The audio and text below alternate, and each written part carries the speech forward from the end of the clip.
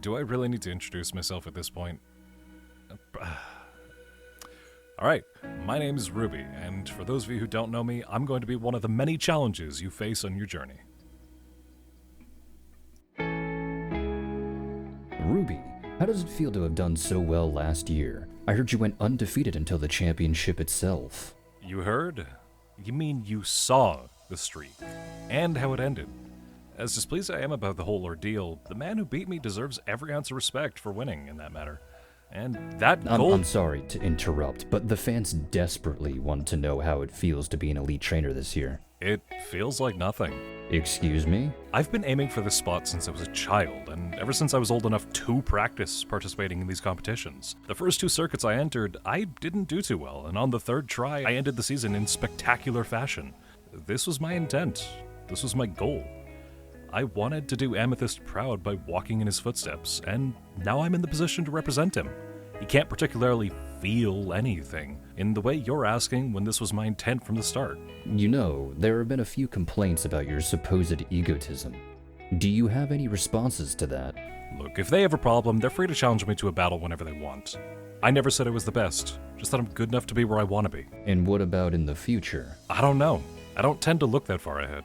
Maybe I'll treat this whole ordeal like Cherry does, and help the younger generation get a proper foothold in the competition.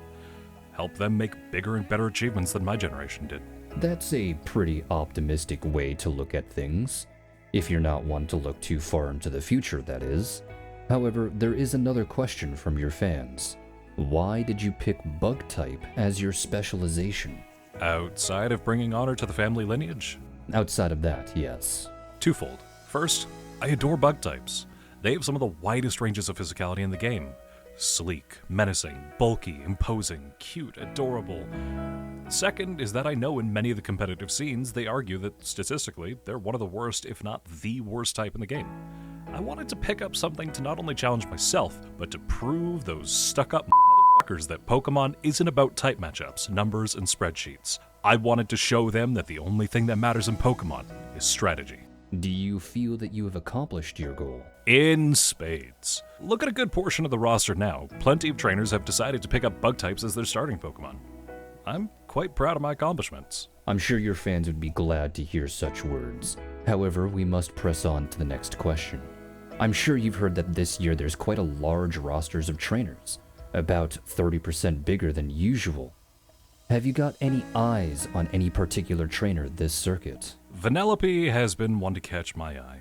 You see, shiny Pokemon have always been a bit of an interest to me, and we all know what they are and how rare they are, and it's surprising that we know nothing else. Hearing word of someone who's expressly studying them, turning those findings into entertainment, is honestly twofold fantastic. I can't wait to see where she goes with it, regardless of if she can make it to the championship circuit or not.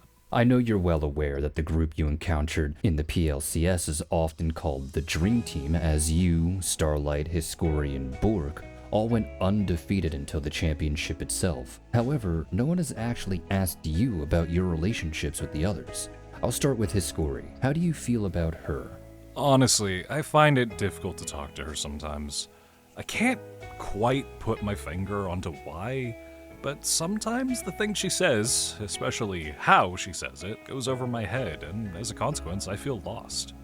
Or at the very least, a loss for words. I'm surprised I managed to beat her at all in the championship rounds. And what about Starlight? The most annoying individual in Auralon. I heard that she had a rivalry with you, considering the both of you came from adjacent royal bloodlines. Is this true? She has a rivalry with me. I would rather ignore her until she stops existing. You dislike her that much? You know what? I'm gonna call her so that she's the next person to have the interview, and then you can call me back when she's done, and you can tell me your opinion. All right then. The next is Bork. How do you feel about him? If a kazoo and a recorder could play off-key at the same time, making a cover of the happiest song you've ever heard, then you'd be as close to what Bork means to me as possible. And what is that supposed to mean? It means he is the sweetest little pup I have ever met, and much like his grandmother, I find it difficult to deal with all the exploding rainbows. The what? I'm just gonna pretend you're feigning stupidity for the viewers at home. They know what it means. All right then. I'm still greatly confused. but we'll move on regardless. The final question is this. Do you have any encouraging words to say to the viewers at home? Guys, take your time to practice and practice well. No one is born perfect. No one is born great.